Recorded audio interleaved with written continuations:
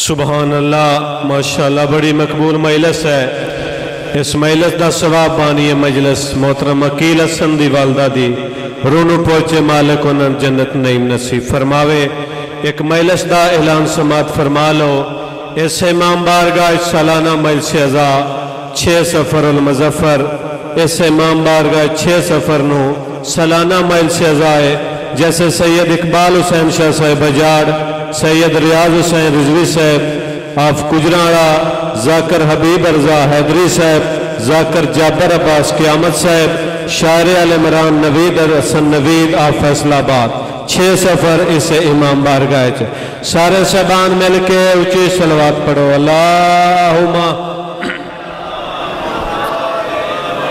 ہوں جناب دے سامنے خطیب آل محمد قبلہ و کعبہ اور انہاں دا خاص تعارف ہے کہ اے جناب آصف رضا علوی صاحب دے شاگرد خاص ہیں، ساڈے مہمان نے حوصلہ افزائی کرنی ہے، دور تو سفر کر کے آئے نے۔ محترم المقام جناب سردار علی وجاہت بلوچ صاحب آف چیچا وطنی، شاگرد خاص جناب علامہ آصف رضا علوی صاحب جناب کے سامنے ذکر محمد و آل محمد بیان کرن دے۔ انہاں تو بعد قاری القصائد شہنشاہ بیان ذکر مصائب جناب زین جیون آف ڈسکا تشریف لے آئے نے، انہاں تو بعد وہ خطاب کرن دے۔ انہاں تو بعد کلمہ باز چلانا اور آخر شبیہ تابوت زین العابدین علیہ السلام شوکت رضا شوکت صاحب آف ملتان او برآمد کرا۔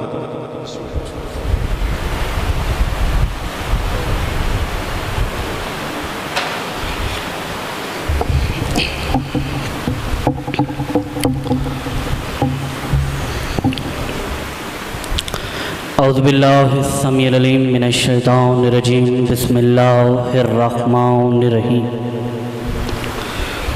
الحمدللہ رب العالمین، اللہم ایاک نعبد و ایاک نستعین۔ الصلاۃ والسلام بتحیت والاکرام علی سید الامی المکی المدنی الہاشمی القرشی سیدنا و مولانا و شفیع ذنوبنا و طبیب قلوبنا ابی القاسم محمد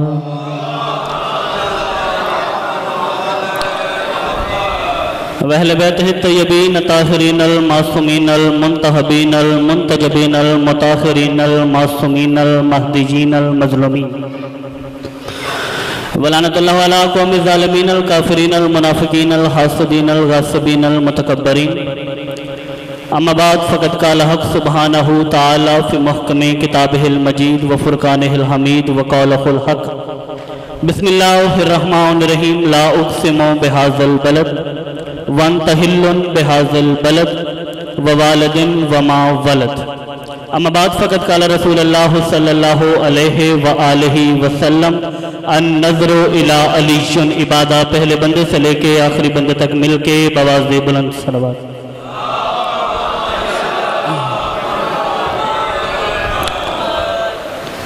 آپ کے اور میرے 8ویں تاجدار ولایت فرماتے ہیں کہ ہمارا وہ شیعہ جو اپنے گناہوں کا کفارہ ادا نہیں کر سکتا، اسے چاہیے کہ ہماری ذات کے اوپر کثرت سے درود پڑھا کرے۔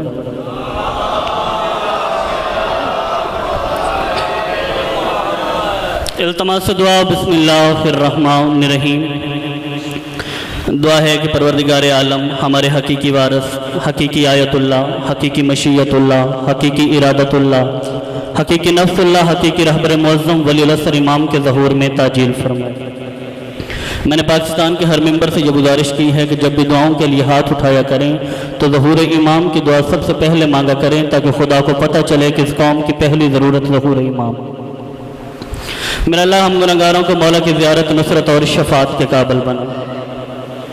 وقت کے محمد کے ظہور کے وقت ایسا کردار عطا فرما جو مولا کے سامنے سر ادب کی وجہ سے جھکے، شرم کی وجہ سے نہ جھکے۔ بانیان کا پرخلوص تکلف، نظر نیاز، لنگر خرچ، اخراجات میرا مالک اپنی بارگاہ میں قبول و منظور فرمائے۔ ناظرین و حاضرین و ذاکرین کی ڈیوٹیاں میرا مالک اپنی بارگاہ میں قبول و منظور فرمائے۔ عزاداران ماتمیان کا چل کے صف ادا پہ آنا میری پاک مرشدزادی اپنی بارگاہ میں قبول بھی فرمائے اور منظور بھی فرمائے۔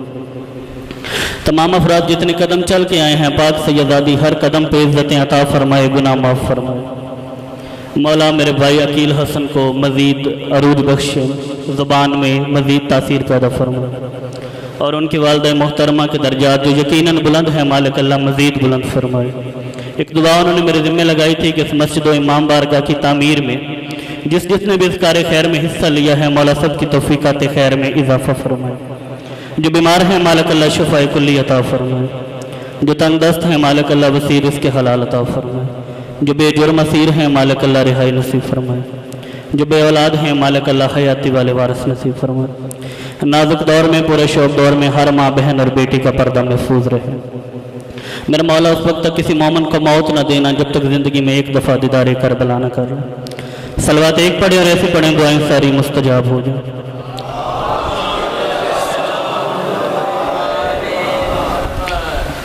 اجازت ہے جی گفتگو شروع کی جائے؟ سب کی مرضی ہے جی؟ میں کسی ذاکر کی بات سے یا کسی خطیب یا کسی مولوی یا کسی شیعہ کی بات سے نہیں، زبان ترجمان مشیت الہی سے ارشاد ہوا، اولنا محمد، اوسطنا محمد، آخرنا محمد، وکلنا محمد۔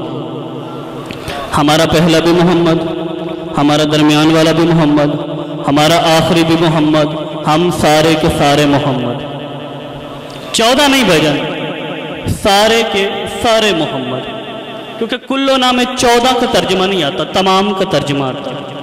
یعنی اس گھر کا پہلا بھی محمد، اس گھر کا درمیان والا بھی محمد، اس گھر کا آخری بھی محمد، اس گھر کے سارے محمد، یعنی اس گھر کا اکبر بھی محمد ہے، جاگے بھائی جاگنا، اس گھر کا قاسم بھی محمد ہے، اس گھر کا عباس بھی محمد ہے، اس گھر کا اصغر بھی محمد ہے، اس گھر کا اون بھی محمد ہے، اور اس گھر کا محمد بھی محمد ہے۔ 11ویں مولا اپنے بازار سے گزر رہے تھے، 11ویں مولا کا ایک ماننے والا چلتا ہوا مولا کے قریب آیا، قریب آگے کہتا ہے کہ مولا میں نے آپ کے نانا کی حدیث سنی کہ اولنا محمد، اوسطنا محمد، آخرنا محمد، وکلنا محمد۔ مولا فرماتے تو نے حق سنا۔ کہتا مولا انکار میں بھی نہیں کر رہا، لیکن پوچھنا یہ چاہتا ہوں اگر سارے کے سارے محمد ہیں تو پھر کہیں پہ محمد کیوں ہے، کہیں پہ علی کیوں ہے، کہیں پہ فاطمہ کیوں ہے، کہیں پہ حسن کیوں ہے، کہیں پہ حسین کیوں ہے؟ امام مسکرائے۔ امام نے فرمایا جا سامنے مسجد سے قرآن اٹھا کے لے کے آ۔ سائل قرآن اٹھا کے لے کے آیا۔ امام نے فرمایا یہ قرآن ہے؟ کہتے جی مولا قرآن ہے۔ امام فرماتے ہیں قرآن کھول۔ اس نے قرآن کھولا، پہلی سطرہ میں دیکھوں گا منڈی بہاولدین کہاں تک میرے ساتھ سفر کرتا ہے۔ امام فرماتے ہیں قرآن کھول۔ اس نے قرآن کو کھولا۔ مولا فرماتے ہیں کون سا سورہ ہے؟ کہتے مولا سورہ یاسین ہے۔ امام نے فرمایا بند کر۔ اس نے قرآن کو بند کیا۔ مولا فرماتے اب کھول۔ اب کھولا، اب کون سا سورہ؟ فرمایا سورہ طٰہٰ ہے۔ امام فرماتے پھر بند کر، اب کھول۔ اب کھولا، اب کون سا سورہ؟ فرمایا سورہ بقرہ ہے۔ امام فرماتے مجھے ایک بات بتا، اگر یہ قرآن ہے کہیں پہ طٰہٰ کیوں ہے، کہیں پہ یاسین کیوں ہے، کہیں پہ بقرہ کیوں ہے، کہیں پہ رحمان کیوں ہے؟ کہتا ہے مولا یہ تو قرآن ہے، اسے سمیٹ دیں گے قرآن بن جائے گا، بکھیر دیں گے تو صورت بن جائے گی۔ اب آزم سورہ کہ جب تم قرآن کو مان رہے ہو کہ یہ سمٹ کے قرآن ہے اور بکھر کے صورتیں ہیں، تو پھر محمد اور آل محمد کی مثال بھی ایسی ہے، جب ہم سمٹ جائیں محمد ہوتے ہیں، جب بکھر جائیں آل محمد۔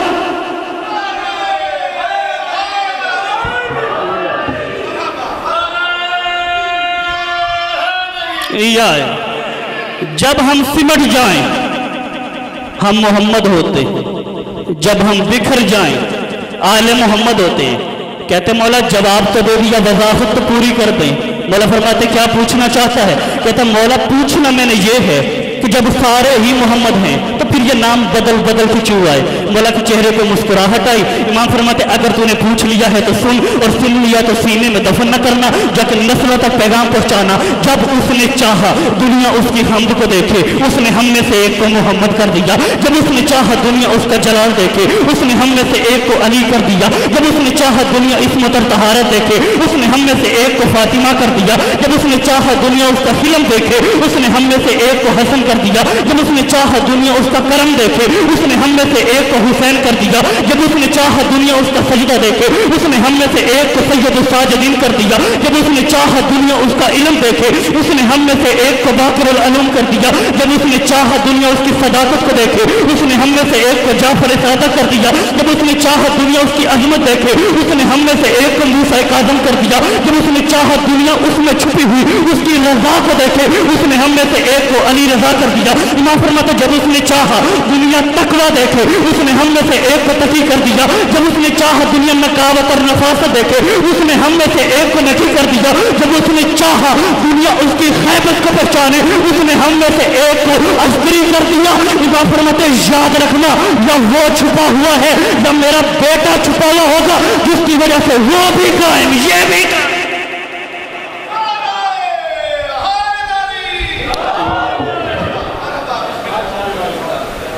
جس کی وجہ سے وہ بھی قائم، یہ بھی قائم۔ بڑا خوبصورت استقبال کیا، یہ ماحول میں چاہتا تھا، یہ ماحول بن گیا۔ اب جو میں نے حدیث پڑھی تھی، اس حدیث کے ساتھ میں اپنی گفتگو کا آغاز کرنا چاہتا ہوں۔ رسول پاک نے فرمایا کہ النظر الی علی عبادہ، علی کو دیکھنا عبادت۔ اب اس حدیث کو دو طرح سے پیش کیا جاتا ہے، ایک النظر الی علی عبادہ، ایک النظر الی وجہ علی عبادہ۔ یعنی ایک روایت کا ترجمہ ہے کہ علی کو دیکھنا عبادت ہے، دوسری ہے کہ علی کا چہرہ دیکھنا۔ اگر پہلی حدیث کو مانے کہ النظر الی علی عبادہ، کہ علی کو دیکھنا عبادت ہے، پھر بات چہرے پہ نہیں رکے گی، پھر علی کا ہاتھ دیکھنا بھی عبادت ہے، علی کا چہرہ دیکھنا بھی عبادت ہے، علی کے بازو دیکھنا بھی عبادت ہے، سارے کے سارے علی کو دیکھنا عبادت ہے۔ اب اللہ نے پیدا کیا تھا انسان کو عبادت کے لیے، معبود ہے فقط اللہ، اللہ کے علاوہ کسی کی عبادت نہیں ہو سکتی۔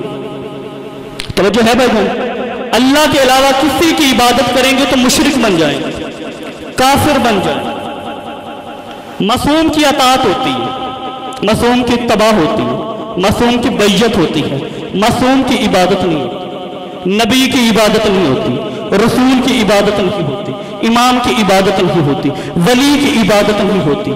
عبادت ہے فقط اللہ کی، معبود صرف اللہ، یعنی اس کے معبود ہونے میں، سمجھ آ رہی میری گزارشات، اس کے معبود ہونے میں کوئی اس کا شریک نہیں، اس کے موجود ہونے میں ہم سب شریک۔ میں مثال دے دیتا ہوں کہ اگر وہ رحیم ہے، کچھ رحم ہم بھی کر سکتے ہیں، اگر وہ عالم ہے، کچھ علم وہ انسانوں کو دیتا ہے، اگر وہ قادر ہے تو کچھ قدرت ہمیں بخشتا ہے، یعنی اس کے موجود ہونے میں ہم شریک ہیں، اس کے معبود ہونے میں کوئی شریک نہیں۔ یعنی عبادت ہوگی فقط اللہ کی، صرف اور صرف اللہ کی عبادت ہوگی۔ اگر تو یہ بات سچ ہے کہ عبادت صرف اور صرف اللہ کی ہے، تو یہ خلیفہ اول حضرت ابو بکر نے روایت کی کہ علی کو دیکھنا عبادت۔ بھائی عبادت تو صرف اللہ کی ہوتی ہے، علی کو دیکھنا عبادت کیسے ہوگی؟ علی کو دیکھنا ثواب ہو جاتا، عبادت کیوں کہہ دیا؟ اب دوسری بات کی کہ کچھ لوگ سامنے انہوں نے کہا یا رسول اللہ آپ نے فرمایا کہ علی کا چہرہ دیکھنا عبادت ہے۔ رسول فرماتے میں نے بے شک فرمایا ہے۔ تو انہوں نے کہا جی جو علی کے دور کے بعد آئیں گے وہ عبادت کیسے کریں؟ فرمایا ذکر علی جن عبادت، علی کا ذکر عبادت ہے۔ اہل علم دوست تشریف فرما ہے، ذکر کا تعلق یا بولنے سے ہوتا ہے یا سننے سے ہوتا ہے۔ جو سنے گا نہیں بھائی جان وہ بولے گا نہیں، یہ سائنس کا اصول ہے، جو سن نہیں سکتا وہ بول نہیں سکتا۔ یعنی جو علی کو دیکھ نہیں سکتا یا وہ سن کے عبادت کرے یا وہ ذکر کر کے عبادت کرے۔ پوچھا گیا یا رسول اللہ کچھ لوگ ایسے ہوں گے جو دیکھ بھی نہیں سکتے سن بھی نہیں سکتے، وہ کیسے عبادت کریں گے؟ فرمایا حب علی عبادہ، علی کی محبت اپنے دل میں رکھو، یہ بھی عبادت ہوگی۔ اب تمام عالم اسلام کا متفق کا فیصلہ، نماز واجب ہے لیکن مسافر پہ قصر ہے، روزہ واجب ہے مریض کے لیے نرمی ہے، حج واجب ہے لیکن اس پہ نہیں جس کے اوپر قرض ہے، زکوٰۃ واجب ہے لیکن غریب پہ نہیں۔ تو جب ساری عبادتوں میں رعایت ہو گئی، علی کے معاملے میں رعایت، علی کو ضروری کیوں کر دیا کہ جو بول نہیں سکتا وہ سن کے کرے، جو سن نہیں سکتا وہ اپنے دل میں رکھ لے، جو دیکھ نہیں سکتا وہ بولے، جو بول نہیں سکتا وہ سنے، جو سن نہیں سکتا وہ اپنے دل میں علی کی محبت رکھی، یہ بھی عبادت ہوگی۔ آخر علی اتنا ضروری کیوں ہو؟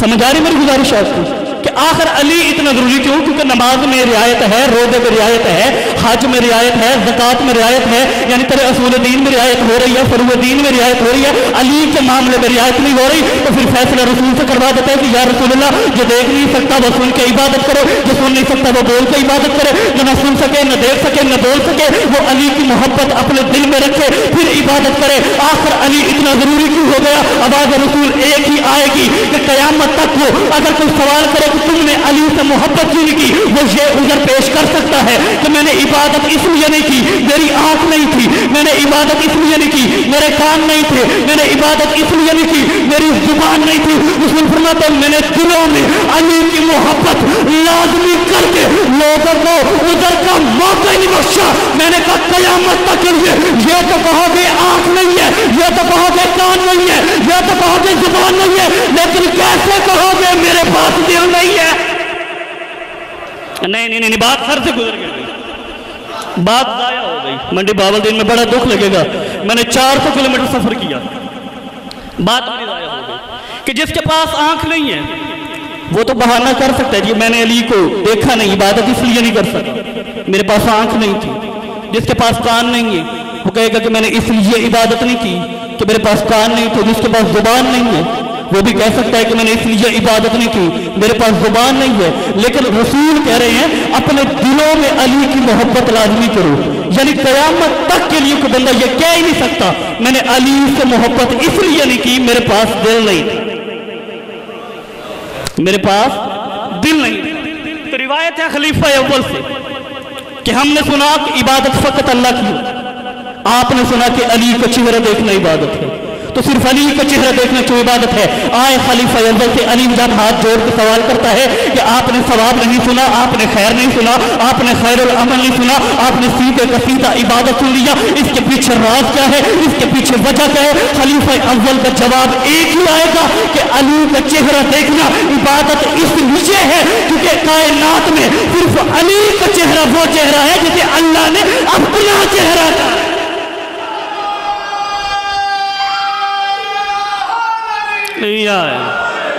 اچھا جب بھی علی کا نام لیا کرے نا، 12 محرم میں نے بھجن مجلس کروائی، بھائی ظہیر الحسن ظہیر لاہور والے وہ میرے پاس پڑھنے آئے، ایک جملہ انہوں نے امانتاً مجھے دیا تھا کہ جب بھی پڑھنا کسی مقام پہ تو یہ جملہ ضرور پڑھنا۔ وہ کہتے ہیں کہ علی کا نام جب بھی لیا کرو نا پوری طاقت کے ساتھ، سینہ چوڑا کر کے، ہاتھ بلند کر کے، کھول کے ہاتھ بلند کر کے پھر علی کا نام لیا کرو۔ میں نے پوچھا بھائی جان وجہ کیا؟ انہوں نے کہا کبھی کبھار ایسا ہوتا ہے کہ ایک مجمع میں ایک نام کی 2 شخصیتیں موجود ہیں، اب فرض کریں میں وجاہت ہوں، یہاں پہ کوئی اور وجاہت بیٹھا ہو، وہاں سے دروازے سے آ کے کوئی آواز دے، وجاہت مجھ سے پہلے وہ دیکھے، لہذا جب تم یا علی کہتے ہو نا ہاتھ بلند کر کے، تو علی جب تم کہتے ہو ایک علی نجف پہ رہتا ہے، ایک علی عرش پہ رہتا ہے، پھر جب تم ہاتھ بلند کر کے یا علی کہتے ہو نا نجف سے علی دیکھتا ہے، عرش سے جلی دیکھتا ہے، پھر دو ہاتھ اونچے مل کے حیدری یا آپ زندہ باد، آپ سلامت کہ ساری کائنات میں صرف چہرہ ہی وہ علی کا کہ جس چہرے کو اللہ نے اپنا چہرہ کہا ہے۔ دوسری روایت السوائق مورکہ اہل سنت علماء کرام کی لکھی ہوئی کتاب، صلوات پڑھ لیں محمد و آل محمد۔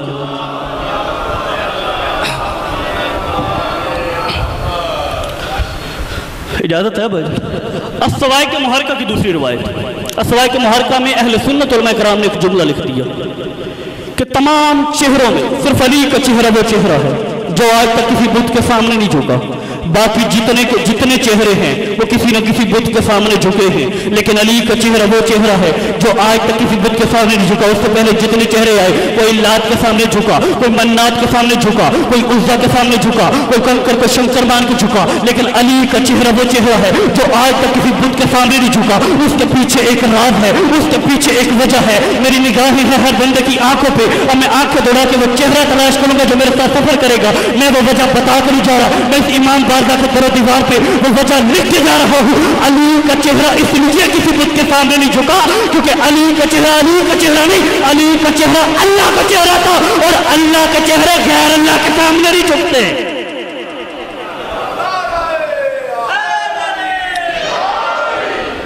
اللہ کا چہرہ کبھی بھی زندگی میں غیر اللہ کے سامنے نہیں جھکے گا.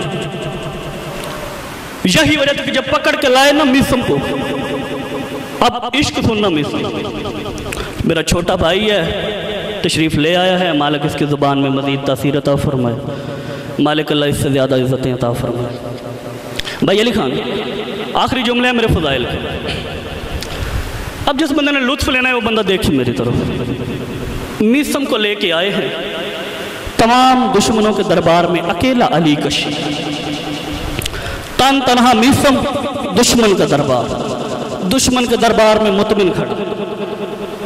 اب میں نے اٹھا ہوا ہاتھ چاہیے، مجھے اٹھے ہوئے ہاتھ کی تائید چاہیے. دشمن کے دربار میں مطمئن کھڑا، دور سے دشمن نے اسے دیکھا، دیکھے کہتا ہے او میسم. میسم کی آواز آئی بھونک. نا نا نا نا، جس بندے نے لطف لینا میری طرف دیکھے. میسم نے کہا بھونک. کہتا میسم اگر تو چاہے تو میں تیری زندگی بڑھا سکتا. میسم نے کہا اچھا تو میری زندگی بڑھائے گا؟ کہتا ہے ہاں تو چاہے تو میں تیری زندگی بڑھا سکتا ہوں. میسم کہتا ہے مجھے کرنا کیا ہوگا؟ کہتا بس کر یہ کہ علی علی کرنا چھوڑ دے. میسم کہتا ہے جا جا ہے، تیرا کیا مطلب ہے میں قرآن چھوڑ دوں؟ نا نا نا نا، اس مقام پہ بھی پہنچ رہے جس مقام پہ میں لے جانا چاہتا ہوں. تو تیرا مطلب ہے کہ میں قرآن چھوڑ دوں؟ کہتا میسم تجھے سزا ملنی ہی چاہیے. میسم نے کہا مجھے سزا ملنی ہی. کہتے ہیں اچھا میسم تجھے کس نے بتایا؟ میسم کہتا ہے مرشد علی نے بتایا. کہتا ہے اور کیا بتایا تھا تیرے مرشد علی نے؟ اس وقت میسم کی زبان سے جملہ کہتا ہے مرشد علی نے بتایا تھا پہلے تو میرے پاؤں کاٹے گا، پھر تو میرے ہاتھ کاٹے گا، پھر تو میری آنکھیں نکالے گا، پھر تو میری زبان کاٹے گا، پھر تو مجھے پھانسی دے گا. کہتے ہیں اچھا اگر تو یہ علی نے کہا ہے، توجہ، اگر تو یہ کہا ہے علی نے، پھر میں یہ ترتیب بدلوں گا. میں تیرے پاؤں بھی کاٹوں گا، میں تیرے ہاتھ بھی کاٹوں گا، میں تیری آنکھیں بھی نکالوں گا، لیکن تیری زبان نہیں کاٹوں گا، پھر تجھے پھانسی دوں گا. میسم کہتا ہے ایسا کیوں کرے گا؟ کہتا ہے جب میں تیری زبان نہیں کاٹوں گا تو دنیا کو بتاؤں گا علی نے کہا ہوا نہیں، علی نے کہا ہوا نہیں، علی نے کہا ہوا نہیں. جب میں تیری زبان نہیں کاٹوں گا تو پھر میں کہوں گا کہ جو علی کہہ کے جاتا ہے وہ ہوتا نہیں. میسم نے دور سے لعنت کر کے کہا جاہل، جو دنیا میں ہو رہا ہے یہ علی کا کہا ہوا ہے. دنیا میں جو ہو رہا ہے علی کا کہا ہوا ہے. اب میسم نے سے غور سے دیکھنا شروع کیا. اتنی غور سے میسم نے دیکھا کہ یہ گھبرانے لگا. آخر گھبرا کے اس نے پہلو بدلا. میسم اسے دیکھ رہا ہے، دور سے دیکھ رہا ہے. میسم دیکھ رہا ہے حاکم گھبرا رہا ہے، میسم دیکھ رہا ہے حاکم گھبرا رہا ہے. آخر اس نے پہلو بدلا. پہلو بدل کے کہتا میسم اتنے غور سے کیا دیکھ رہا ہے؟ میسم کی زبان سے جملہ نہ ہو، مجھے ابھی مجھے یہی کہ یہی موت آ جائے اگر یہ جملہ میسم کی زبان میں نہ ہو. میں نے اپنی آنکھوں سے نہ پڑھا ہوں. میسم نے کہا غور سے اس لیے دیکھ رہا ہوں کہ میرا مرشد کتنا سچا تھا، میرا مرشد کتنا سچا تھا، میرا مرشد کتنا سچا تھا. آگے بڑھ کے کہتے تیرے دیکھنے سے علی کے سچے ہونے کا تعلق کیا ہے؟ میسم کہتا ہے آخری دنوں میں مجھے میرے مرشد علی نے بتایا تھا میسم تیرا قاتل ایک ناچنے والی کا بیٹا، تیرا قاتل ایک ناچنے والی کا بیٹا ہوگا. اس نے فوراً حکم دیا ابھی کے ابھی لے جاؤ، اسے سولی پہ لٹکاؤ. اس کے سپاہی میسم کو لے کے چلے. میسم نے کہا دیکھ ہر مذہب میں یہ ہے کہ آخری خواہش پوچھی جاتی ہے، تو میری آخری خواہش پوری کر پھر مجھے سزا دے. اب حاکم کے ذہن میں یہ خیال آیا شاید میسم معافی مانگے گا، شاید ڈر گیا ہے، شاید معافی مانگے گا. کہتے کیا چاہتا ہے؟ میسم نے کہا سارے شہر کے لوگوں کو اکٹھا کر، میری سولی کے گرد انہیں اکٹھا کر، میں ایک خطاب کرنا چاہتا ہوں. میسم کی سولی کے گرد لوگ جوک در جوک، دستے کے دستے، لشکر کے لشکر، تمام لوگ میسم کی سولی کے گرد جمع ہو. میسم کی سولی کے گرد لوگوں کا جمع ہونا تھا. میسم کو لا کے سولی پہ لٹکایا گیا. اب جس بندے نے عقیدہ سنا وہ میری طرف دیکھے. انہوں نے کہا میسم آخری وقت میں کیوں یاد کیا؟ میسم نے کہا آؤ دنیا والوں میں تمہیں اپنے مرشد علی کے وہ فضائل بتاؤں جو مرشد علی نے صرف مجھے بتائے، جو مرشد علی نے صرف مجھے بتائے. ان کے میسم علی کے فضائل کے تو ویسے بھی منکر نہیں ہیں، لیکن جو فضائل اس نے اپنے خاص نوکر کو بتائے ضرور وہ کمال کے فضائل ہوں گے. میسم نے کہا تو پھر دنیا والے سنو، وہ جو کن کو فیکون کرتا تھا وہ میرا مرشد علی تھا. وہ جس نے آدم کی مٹی کا گوندھ کے خمیر کیا تھا وہ میرا مرشد علی ہے. وہ جس نے آدم کی توبہ قبول کروائی تھی وہ میرا مرشد علی ہے. جس نے ادریس کو علم بانٹنے پہ مامور کیا تھا وہ میرا مرشد علی ہے۔ وہ جس نے ابراہیم کے لیے بیلوں کو جلتا ہوا جنگل گلزار بنایا تھا وہ میرا مرشد علی ہے۔ جس نے اسماعیل کی گردن پہ رکھی ہوئی چھری کی دھار کو حیات کے دھارے میں بدلا تھا وہ میرا مرشد علی ہے۔ وہ جس نے نوح کے سفینے کو نجات پہ لایا تھا وہ میرا مرشد علی ہے۔ جس نے صالح کے لیے پہاڑ سے اونٹنی نکالی وہ میرا مرشد علی ہے۔ جس نے موسیٰ کے لیے نیل میں 12 قسط کے 12 رستے بنائے وہ میرا مرشد علی ہے۔ جو عیسیٰ کو تختے سے تخت پہ لایا وہ میرا مرشد علی ہے۔ جس نے مریم کو منصب بطول بخشا وہ میرا مرشد علی ہے۔ جس نے یعقوب کو شفا دی وہ میرا مرشد علی ہے۔ جس نے یوسف کو کنویں سے نکالا وہ میرا مرشد علی ہے۔ جس نے یونس کو مچھلی کے پیٹ میں زندہ رکھا وہ میرا مرشد علی ہے۔ وہ جو کعبے میں آتا ہے وہ میرا مرشد علی ہے۔ اور جس کی ماں کی کلی بھی جنت کی حوریں کرتی ہے وہ میرا مرشد علی ہے۔ اور جس کی ماں کی غلامی فرشتے کرتے ہیں وہ میرا مرشد علی ہے۔ جو کم سے کم کعبے میں آئے وہ میرا مرشد علی ہے۔ اور جس کی ماں کو رستہ دیوار دے وہ میرا مرشد علی ہے۔ اور جس کو لینے رسول آئے وہ میرا مرشد علی ہے۔ جو جھولے میں اجدر کو چیر دے وہ میرا مرشد علی ہے۔ جو ابو جہل کو منہ پھیر دے وہ میرا مرشد علی ہے۔ جو جھولے میں اجدر کو چیر دے وہ میرا مرشد علی ہے۔ جو ابو جہل کو منہ پھیر دے وہ میرا مرشد علی ہے۔ تحت العشیر میں محمد کی نصرت کا وعدہ کرے وہ میرا مرشد علی ہے۔ ہجرت کی رات خطرے کے بستر پہ مطمئن ہو کے سو جائے میرا مرشد علی ہے۔ کافروں کی امانتیں واپس کرے میرا مرشد علی ہے۔ بدر کا فاتح میرا مرشد علی ہے۔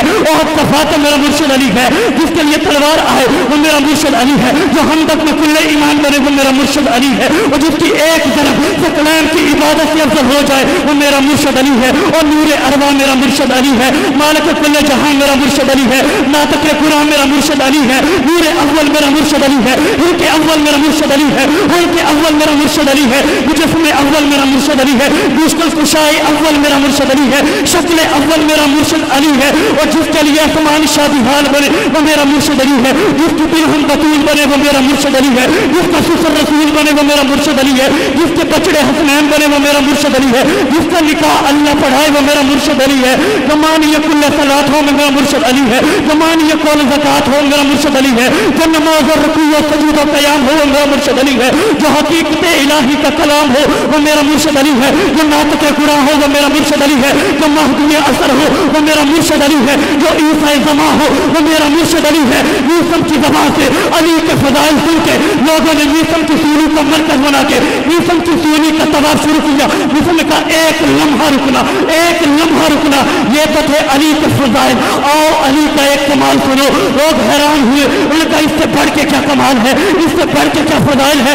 اس نے کہا میرے مرشد علی نے مجھے بتایا تھا فلاں بیٹا کسی اور کا ہے، کہلواتا کسی اور کا ہے، فلاں بیٹا کسی اور کا ہے، کہلواتا کسی اور کا ہے۔ اتنا سننا تھا، اس کا ایک جسوس دربار میں بھاگا، حاکم کو دیکھا وہ کرسی پہ بیٹھا ہوا تھا، اسے جا کے کہتا تو یہاں آ کے بیٹھ گیا۔ وہاں وہ سب کے اصلی باپ بتا رہے کہتے جلدی کرو اس کی زبان کاٹو کہیں میرا اصلی باپ نہ۔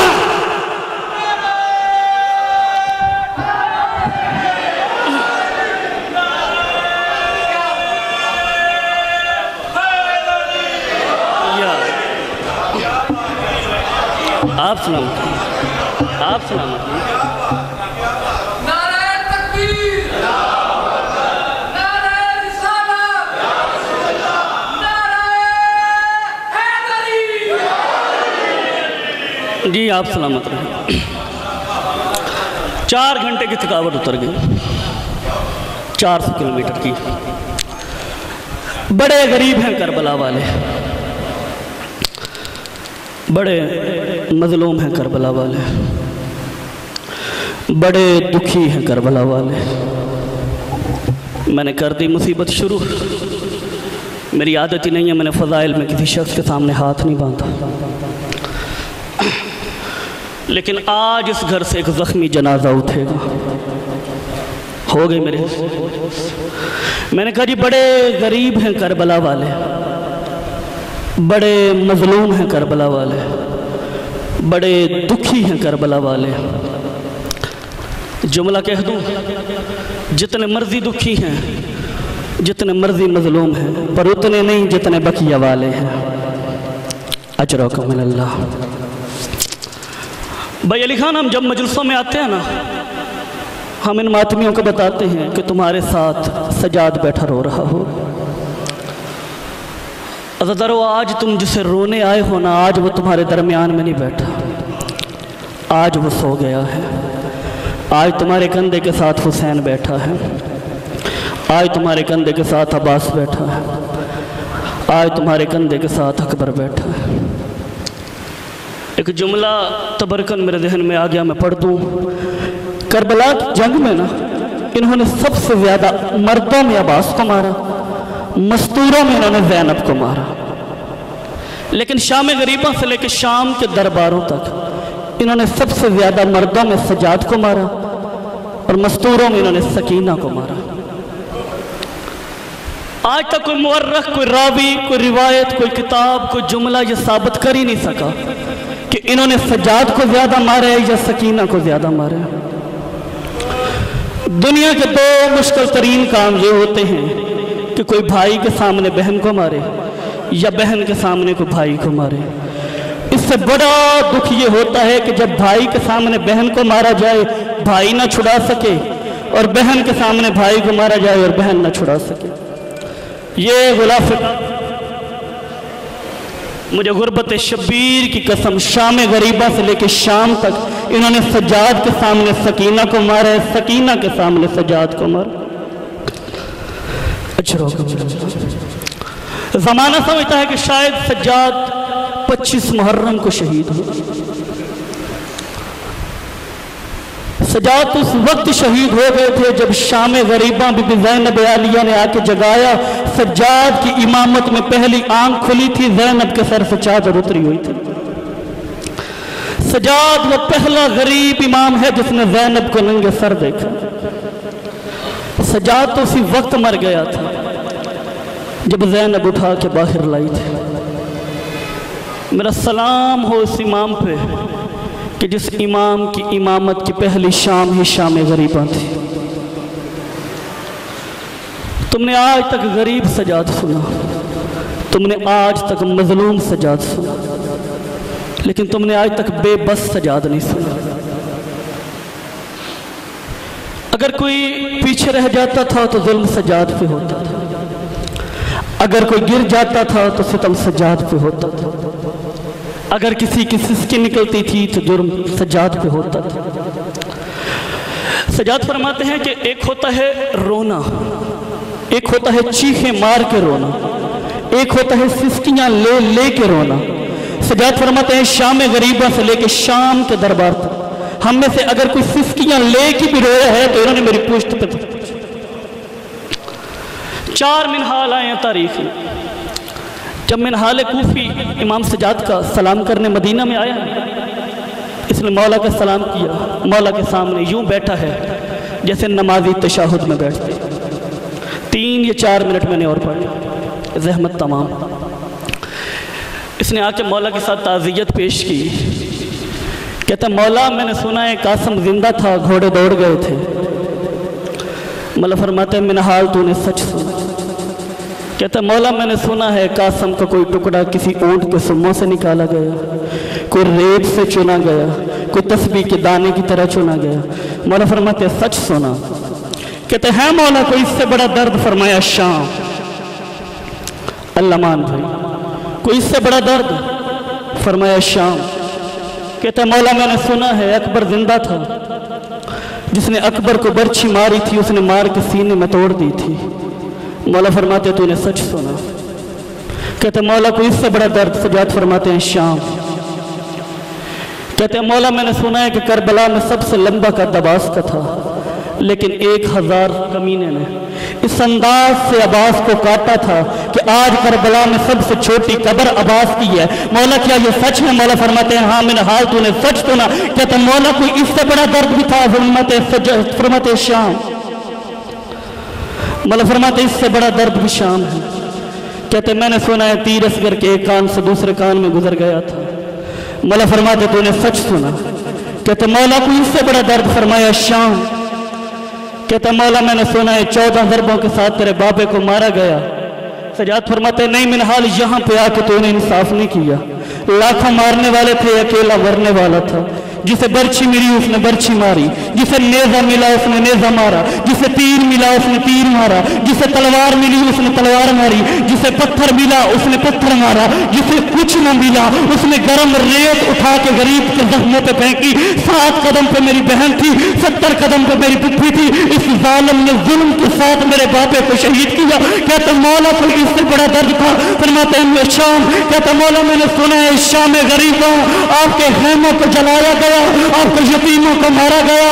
مولا فرماتے ہیں شام غریبہ کا حال نہ پوچھ، مجھے پھپھی نے بچایا، پھپھی کو کسی نے بچایا۔ کوئی بچہ کہیں پہ دوڑا، کہیں سہمے ہوئے یتیم، کہیں روتے ہوئے بچے، کہیں اٹھتا ہوا دھواں، کہیں پر ہنا کر سید زادیہ۔ کہتا مولا اس سے بڑا درد؟ فرمایا شام، تڑپ کے کہتا مولا شام میں ہوا کیا تھا؟ مولا فرماتے منحال، وہ منظر میری آنکھ سے جاتا ہی نہیں جب اگلے بدماش چل نہیں رہے تھے، پچھلے بدماش روک نہیں رہے۔ مولا آپ کی اٹھتی ہوئی آوازوں پر رحم فرمائے۔ جب اگلے بدماش چل نہیں رہے تھے، پچھلے بدماش رک نہیں رہے تھے، ہاتھ جوڑ کے کہتا مولا شام میں اور کیا ہوا تھا؟ بھائی عقیل حسن میں ہوں غیر سید، میں ہوں کنیز کا بیٹا، میں بڑی کوشش کرتا ہوں کہ میں سید زادیوں کے مصائب نہ پڑھوں، لیکن میری مجبوری ہے۔ آج دن ہے سید الساجدین کا، اور سجاد کی غربت بازار کے علاوہ مکمل نہیں ہوتی۔ میں معافی مانگ کے سادات اذان سے 2 جملے بازار کے پڑھنا چاہتا ہوں۔ کہتا مولا ہوا کیا تھا؟ سجاد فرماتے جب 2 طرف سے گلیوں میں پتھر آئے ہیں نا، ہاتھ جوڑے ہیں میری ماں، رو کے کہا او لوگو میں علی کی بیٹی ہوں۔ سجاد فرماتے ہیں لیکن منہاج جب چوک پہ چاروں طرف سے پتھر آیا نا، رو رو کے کہتی رہی او مسلمانوں نہ مارو میں رسول کی بیٹی ہوں۔ حسین کے مشن کی 4 سال کی مبلغہ روایت کرتی ہیں کہ بازار کا سفر عبور نہیں ہوا تھا، ہماری پوشاکوں کے رنگ تبدیل ہو گئے تھے۔ جب پتھر چلے نا شام کے دربار میں، ایک خاص وقت میں پتھر چلتے رہے۔ جب پتھر رکے ہیں نا، کمینہ ہولی عمر سعد کے قریب آیا، کہتا کیوں نہ شام کے بازار میں کچھ کھیل کھیلا جائے؟